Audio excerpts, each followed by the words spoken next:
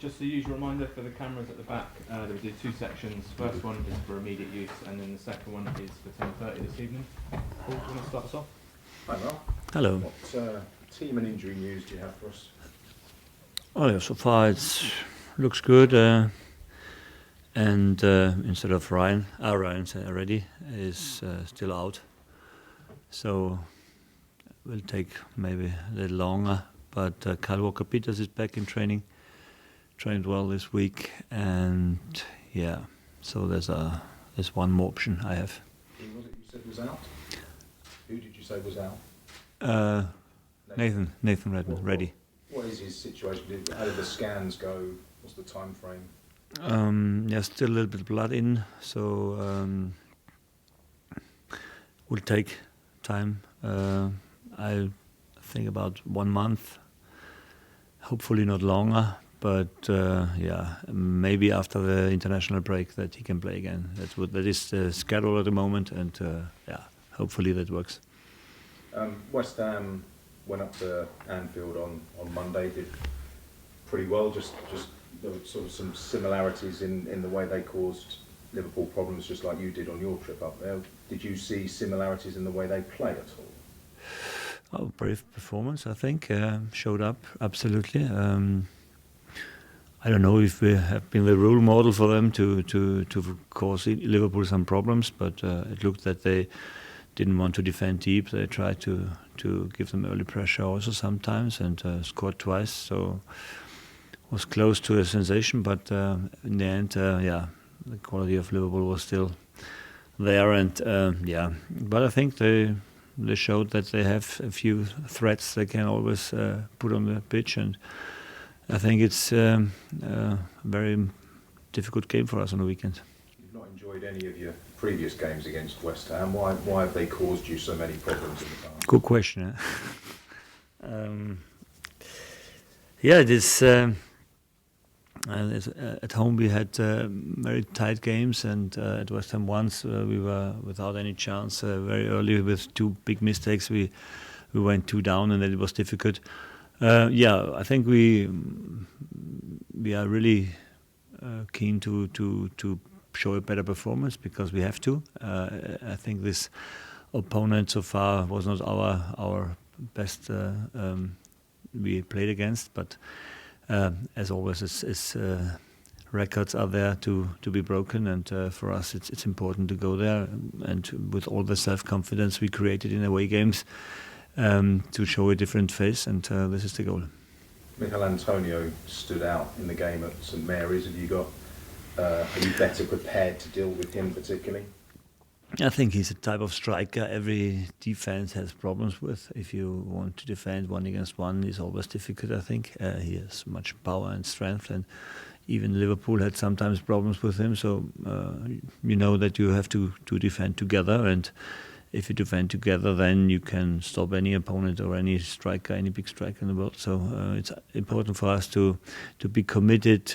We know what we have to expect, and then must be prepared for this. A win this weekend will take you past your magic 36 points mark that you've told us about, being you weren't going to discuss contracts with the players until you reached that at all. So when did that approach, when did you come up with that message to your players that we're not going to let that distract us until we reach 36 points? I think in the moment when we were struggling so much, so we said first, let us show up, let us take the points, and then we can speak about anything else. We have now 34, so still no 36, so let's wait until we have them, and then we can discuss everything else. But to be in the position where you could reach that mark with 10 games to spare, what does that say about that time frame, the performance, the mentality, everything that's gone into the last few months?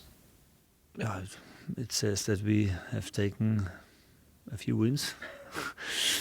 It was necessary, and you see how quick things can change, and how quick you are in a completely different role, and far away from relegation zone. And it is because we worked very hard for this getting these points, and this is the good thing in football.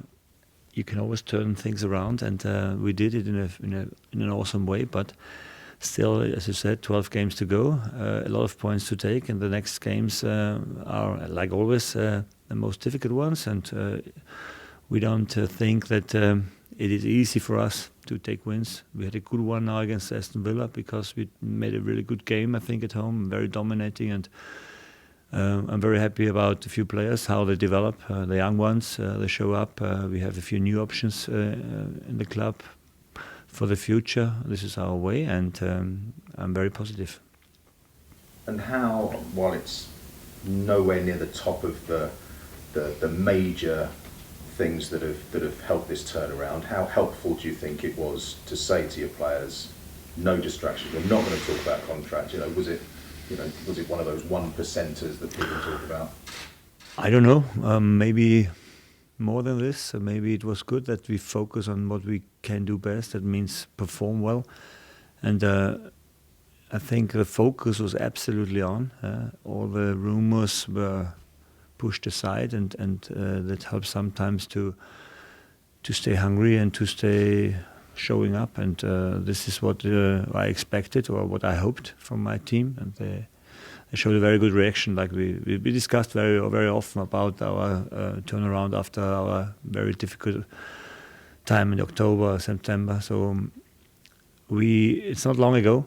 So we know exactly how it felt, and we don't want to feel this again. And that is the reason why we really stayed focused and stayed concentrated. And maybe that helped that we didn't speak about anything else than playing good. And I think it was the right decision. So to keep that hunger up, were you tempted to just offer 6-month contracts, 1 year, couple of months, keep them hungry? When I was a player, I had very often the situation that I was out of contract at the end of the season, and I must say that I played my best time always when I knew, okay, and now it's about showing up. And this is not always negative, it's also sometimes positive. Fair enough. You mentioned the young players coming through. Will Smallbone, obviously there's been a lot of praise directed at him after he made his Premier League debut the weekend. How's he reacted to that big moment? Has he been walking around full of confidence, chest puffed down? Reacted as I thought he will. He's not the guy who makes the most noise, so he's calm, and but still you can see in the sessions this week that this starting 11 selection helped him to get more self-confidence, even more. And but not being now, not taking any advices from our side. So still good listening and still open-minded. And I think it's a good signal for him. It's a good signal for all the other young guys we have around here in this club, and to show them that we are looking on them. And when that moment comes, they get the chance to play. And I was the last weeks always sure that he will make a lot of games in the season also, because I saw what he did in the session, I saw how he played, I saw how confident he is on the ball. There's still a few issues, but that's normal for a young player. But the whole package is very, very with a lot of fantasy in my view, because there's a lot of things. They really help you, help a team, because being good on the ball, covering a lot of distance, also learning to work against the ball, to win balls. I think this is for a midfield player absolutely important. And what I also like is his mindset, because he learns very quick. He's smart, and this is a good combination. Sounds exciting for the future. His potential excites you, does it? Yeah, absolutely. He's one of the guys. Also in the beginning of the season, he was then long injured because of a calf injury, and was out for a long time. But I knew that he will make his first appearance this season. Thank you. Yes. Just to build on a couple of points there, Ralph. Since you last played West Ham in December, you've accumulated more points. How has that altered your team's approach in games? Have you noticed more freedom as you climb the table? freedom, less pressure if you want, but we make ourselves the most pressure. We want to win the games. We want to step. We are not top of the table. We are 12th, I think. So there are a lot of positions to climb, and so this is the goal every weekend. And we know that it is very tight. If you win 2 games, you are immediately in the top 10. If you lose 2, you are back in 14. So it goes very quick. So the key is always to take points consistently, and it's a different kind of pressure if you want to put yourself but finally we don't need more than a game for 3 points in the Premier League to be 100% motivated, and the team shows in a moment a good balance of having fun, enjoy, loving the sessions, but at the right moment be concentrated, hardworking. And these are good characteristics for a team that want to become a top 10 team.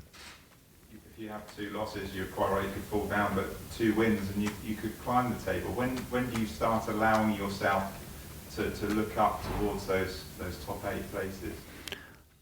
We can always look wherever we want. My fans, our fans can dream whatever they want, and for us it's important that we are clear that we should especially look on the things we can do better. And also in the last game we had a term of 20 minutes after the break where we didn't play that good, and I think we have been very self-critical in the debrief of the game, because it's necessary. It's always a good result winning with a clean sheet. Then you can be more critical, because then the players think, yes, we were sometimes a little lucky that we didn't concede a goal. So still, I think it was after the Liverpool game the most intense game from our side at home against Villa. So you see how much the players invest at the moment, with the second most high intense actions in this season. To 2020, we are the team with the most intense actions in the league. So this is a characteristic of our game, of our philosophy, and the players enjoy working hard. The players enjoy running a lot, fighting for everything, and then it's important that you also take the points then. And in the last home game we did, and so we go there with self-confidence, but also the knowledge that this is a strong opponent, and we were struggling the last games against them. So let's go there and show that we can do it better. Are you going to change your tactics at all from the home game? As I mentioned, we struggled against teams that have been more direct with players like Antonio, and I think back to Burnley as well, who made quite a direct approach. Will that impact your selection? Not really. We also showed that we can handle such clubs, and we can pick points against that kind of football. But I'm not sure that when they play at home that they only play long for Antonio. So they have more to give than only long balls. They are aggressive at home with a good counter pressing. Play direct, yes, but also with good quality on the ball on some positions. With the wingers, always dangerous with the dribbling inside, and this is a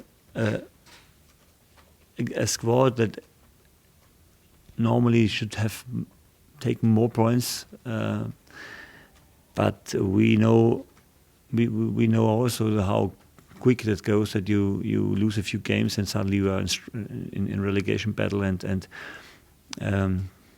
this is the Premier League, and this makes it so difficult. But we know about the strengths of the opponent, and we want to show that we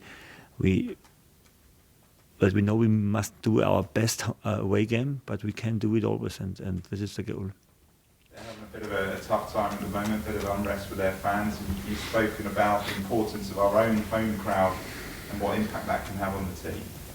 Does that influence your talk before the game? We need to try and quieten the crowd, get them unsettled?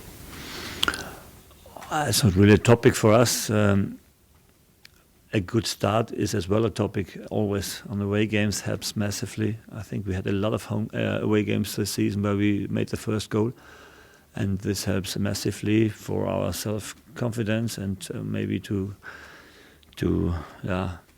set the opponent on the back foot. And we go there to we've taken 20 points on away games so far. I think it's massive, and feel comfortable when we go, and our fans will follow, and we will hopefully have a good atmosphere there. And just one final question: is Musa available for Saturday?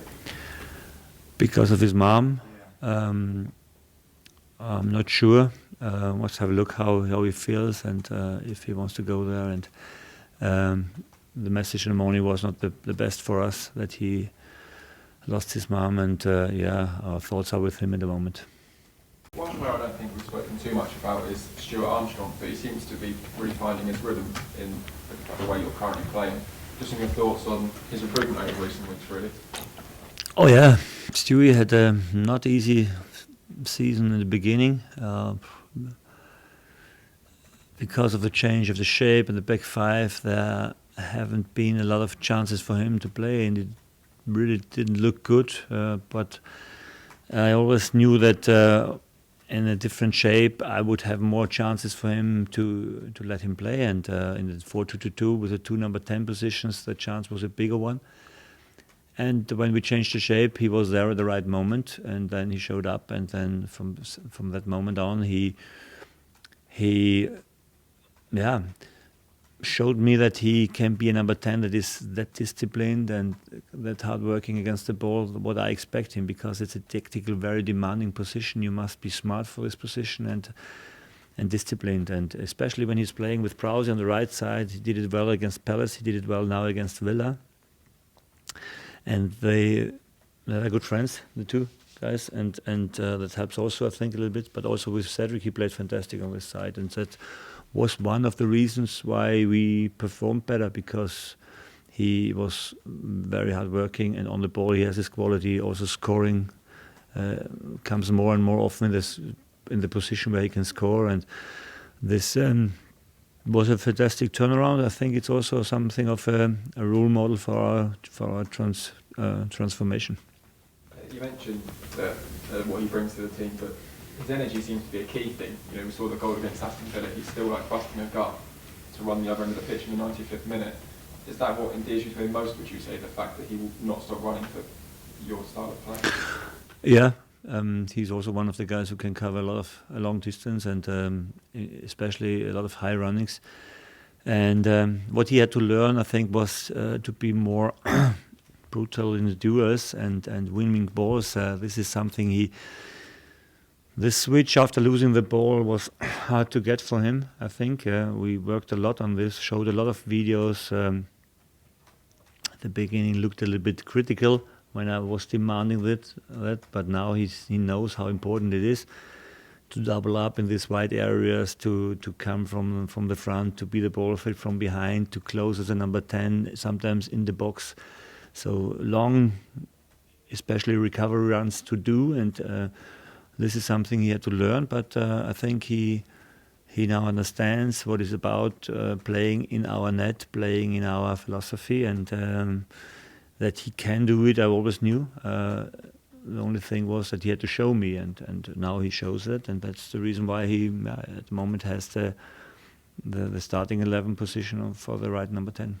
Given the transfer market is incredibly inflated and prices and stuff, does 7 million seem like a bit of a bargain now for a player of his quality? Yeah, at the moment, 7 million is cheap, yes, for every player. When you want to take a player as a Premier League club, normally it starts with 20 million. So it's strange, it's crazy. This is the reason why it's in the future even more necessary to have a youth academy that serves you the players, and this must be this is our biggest goal for the future, absolutely, because there is no better value to take than to develop the young players, and this is the goal for the future. And I know that with homegrown players, you have immediately a very good identity to the fans. It helps you massively. When you see the last game with Millwall's Morpon, it was interesting to see that a normal pass for 10 meters will cause immediately applause from the stand. It was amazing to see how quick this positive atmosphere is swapping over to the stands. So it's a good signal for the young guys that they get this feedback from the fans, and that helps them absolutely. And I say thank you. That was fantastic for the young lad, because it helps you. If there was a little of nervosity before the game, from that moment on, it was gone. Just on Smallbone, how do you manage that situation now? Because he's obviously going to want to play again, but he's obviously still young and experienced. How do you kind of dangle enough carrot to keep him really focused, but also manage the situation properly as well? Oh, we'll look carefully how he reacts and how he trains and how much he invests then afterwards. And I have very good assistant coaches with Flem, with Richard, with Calv, with Dave. Hopefully, I've not forgotten one. They take care about the young lads, especially Flem. He knows all the guys from the youth, from the academy, and that helps me massively because he has a very good dialogue with them. And knows exactly what they need. Take them after the sessions, work on a few deficits they have, and this is good for the guys. Are you a firm believer in if they're good enough, they play, or is it a bit more complicated than that? In young players, if they're good enough, do you believe that if they're good enough, they play regardless, or is it a bit more complicated? I shouldn't do it also young and old, but when there's a 50-50 decision, then you can think about what is the future for the club, and then you must be honest and say, okay, there's always a pressure on the game. There's always, especially in a home game, you have to win. But sometimes when you don't take it at home against Villa for the first step, I think it was a perfect moment for him to get a debut in the Premier League, and he took the chance with both hands, and it was okay. I'd like to talk about your team shooting. We're currently fifth in the league for shots taken away from home. Do you try and spring an early surprise when you're playing away? Shooting on the goal? When you're away, when you play away, you're fifth in the league for shots. Oh, okay, yeah.